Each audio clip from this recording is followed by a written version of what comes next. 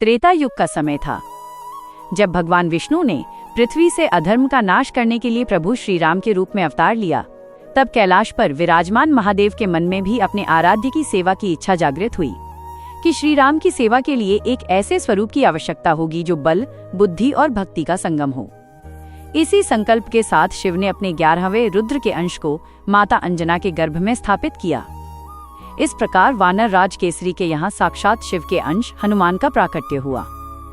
शास्त्रों का मत है कि जहाँ शिव होते हैं वहाँ शक्ति माता पार्वती का होना अनिवार्य है। जब महादेव ने हनुमान रूप लिया तब माता पार्वती ने भी उनके साथ चलने का निर्णय लिया, किंतु यहाँ एक धर्म संकट था। हनुमान जी का अवतार पूर्ण ब्रह्मचारी का था। इस मर्यादा को बनाए रखने के लिए माता पार्वती ने हनुमान जी के शरीर के भीतर नहीं बल्कि उनकी पूंछ में अपना स्थान चुना। पूंछ को शक्ति और रीढ़ का विस्तार माना जाता है, जहाँ कुंडलिनी शक्ति का वास होता है। इस प्रकार हनुमान जी के पौरुष में शिव का बल और उनकी पूंछ में साक्षात आदिशक्ति समाहित हो गईं। इस दिव्य शक्ति का वास्तविक दर्शन तब हुआ जब हनुमान जी माता सीता की खोज में लंका पहुंचे।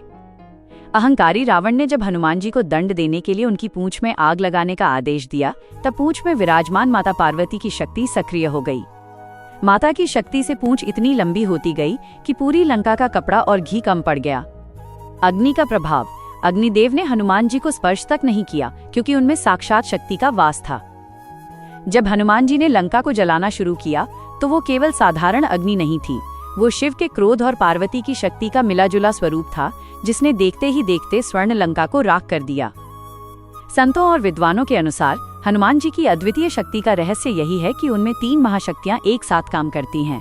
शिव का बल जो उन्हें अजेय बनाता है, पार्वती की शक्ति जो उनकी पूंछ में रहकर असंभव कार्य संभव करती है, राम की भक्ति जो उनके जीवन का आधार और उद्देश्य है। इसीलिए कहा जाता है कि हनुमान जी की शरण में जाने वाले को शिव शक्ति और श्री राम तीनों की कृपा एक साथ प्राप्त हो जाती है।